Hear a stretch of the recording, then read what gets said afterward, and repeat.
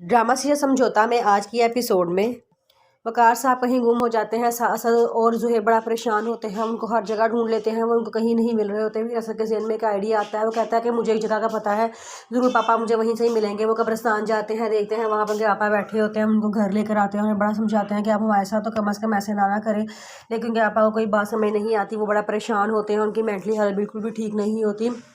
फिर सारे दोनों भाई मिलकर उनको उनके पापा उनके दोस्त के पास छोड़ आते हैं, जहाँ दोस्त उनको बहुत समझाने की कोशिश करता है कि यार अब तुम्हारी बीवी चली गई है इस दुनिया से, तुम अपने बच्चों की सोचो, तुम क्यों अपने बच्चों के दुश्मन बने पड़े हो, तुम्हारे बच्चे तुम्हारे बारे में बड़ा परेशान है, उनका भी किसी काम में दिल नहीं लग रहा, तुम अपने आप को संभालो और उनको भी संभालो, उनको हौसला दो। वकार कहता है कि मेरी हालत हो गई है, मुझे तो कुछ समझ नहीं आता। तो उसका दोस्त समझाता है कि यार अगर ये मुनज़्ज़ा तुम्हें ऐसी हालत में देखती क्या वो खुश होती? तो वो कहता है कि अगर मुनज़्ज़ा होती तो मेरी ये हालत ही ना होती। उसके बाद अलीज़ा सुबह सोई होती है, तो ज़ुहैब उसे उठाता है, कहता है कि उठो जल्दी से नाश्ता बनाओ, जल्दी करो। वो कहती है कि मेरी तबीयत नहीं सही, मेरे सर में दर्द हो रही है, जाओ काम वाली से कह दो वो नाश्ता बना दे। तो वो कहता है ज़ुहैब कहता है कि यार सारे घर वालों के लिए नाश्ता बनाना है, तुम उठो सबके लिए नाश्ता बनाओ, क्या तुम सो रही हो? कहती है कि क्या ये मेरी जिम्मेदारी रह गई? अब मेरी शादी को दिन ही कितने हुए हैं कि मेरे पे सारे घर के तुम लोगों ने जिम्मेदारियाँ डाल दी हैं। अलीज़ा भाभी उधर बहन की शादी का बहाना बना के उधर जाके बैठ गई, उनको चाहिए ना वो घर में आए, मेरे साथ जिम्मेदारियाँ संभाले, मैं अकेले ये सब कुछ नहीं कर सकती। ज़ुहैब कहता तुम कैसी बातें कर रहे हो यार, उनकी बहन की शादी है। तो वो कहती कि बहन की शादी इतनी दूर है, अभी से जाकर उधर बैठ जाने की क्या ज़रूरत है, उनको चाहिए कहो उनको घर वापस आए। तो जो कहता है कि मैं असद भाई से ऐसे नहीं कह सकता। तो वो कहती है कि फिर मुझे भी नहीं पता, मैं भी जिम्मेदारी नहीं संभाल सकती, कह के वो दोबारा लेट जाती है। तो ज़ुहैब बड़ा परेशान हो जाता है, वो जाके असद से सारी बात बताता है। असद कहता है अच्छा मैं अलीज़ा को फ़ोन करके कहता हूँ।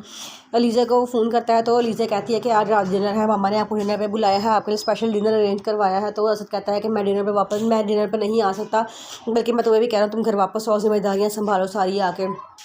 उसको गुस्सा आ जाता है, वो अपनी मामा के पास जाके बैठ जाती है। उसकी मामा कहती है तुम्हें क्या हुआ है, तुम्हारा क्यों मूड ऑफ हुआ है और तुमने असद को फ़ोन करके बता दिया है कि आज रात डिनर पे उसने आना है? तो वो कहती है कि मामा असद कह रहा है कि मैं उसने कोई नहीं आना। तो उसकी मामा कहती है क्यों बेटा उसने क्यों नहीं आना, आज तो मैंने डिनर तो तुम लोगों के लिए करवाया है। तो वो कहती है कि वो कह रहा है कि घर वापस आओ, घर आके जिम्मेदारी संभालो। उसकी मामा कहती है ये कैसे हो सकता है, तुम्हारी बहन की शादी है, याद है ना तुम्हें जब ज़ुहैब की शादी हुई तो तुम पूरे 2 महीने मेरे घर में नहीं आई थी, और तुम्हारी बहन की शादी है तो तुम्हें वो आने नहीं दे रहा, ये क्या बदतमीज़ी हुई? तो वो अलीज़ा कहती है कि हाँ जी शादी ने लड़ाई डाली हुई है कि आगे जिम्मेदारियाँ संभालें सारी। तो वो कहती है कि तुम उसे कह दो कि जो है ना मैंने नहीं आना, और मुझे ना बार बार फोर्स ना करे। अलीज़ा कहती है कि हाँ मैं कौन सा चली जाऊँगी वापस। ज़ुहैब कहीं जा रहा होता है, वो वहाँ से उसको फ़ोन करता है मेहरीन को और कहता है कि मेहरीन बाबा की तबीयत नहीं सही है, तुम उनके पास जाओ, उनका ख्याल करो, उनको दुआइयाँ वगैरह दो। तो वो कहती है कि क्या बाबा बाबा बाबा हर वक्त बाबा या मामा या घर वाले, मैं तो कहीं हूँ ही नहीं, हमारी शादी को टाइम ही कितना हुआ, तुमने इतनी जिम्मेदारियाँ मेरे ऊपर डाल दी हैं, मैं ये सारी जिम्मेदारियाँ नहीं संभाल सकती।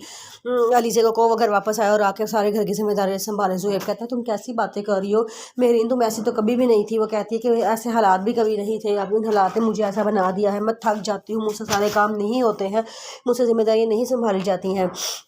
दूसरी तरफ शानज़ेब में कॉलेज गई होती है, वहाँ सारा टाइम बैठ के रोती रहती है, उसकी सहेलियाँ उसे बड़ा समझाती हैं। वो कहती है कि मुझे अपनी मामा के साथ गुजरा हुआ एक एक वक्त याद आता है, किस तरह वो भाई की शादी में कितना खुश थी, उन्होंने कितने मजबूती से इस बीमारी का मुकाबला किया था, लेकिन अब वो डल गई थी, वो परेशान हो गई थी। लेकिन उन्होंने हमें कोई बताया नहीं। अगर मुझे पता होता कि वो हॉस्पिटल जाकर कभी दोबारा वापस ही नहीं आएंगी तो मैं उन्हें कभी हॉस्पिटल ना जाने देती। उनकी दोस्तों को समझाती हैं कि तुम परेशान ना हो, इन सब में तुम्हारा कोई कसूर नहीं है, और मुकद्दर में भी किसी का कोई जोर नहीं होता, उनकी इतनी ही ज़िंदगी थी, उन्होंने अपनी पूरी कर ली थी, शुक्र अदा करो, उन्होंने सारी ज़िंदगी खुशियों के साथ गुजारी है और तुम लोगों को खुशियाँ ही दी हैं। शानज़ेब कहती है कि हाँ ये तो है, हमारे माँ बाप ने बड़ी खुशियों के साथ एक दूसरे के साथ अच्छी ज़िंदगी गुजारी है।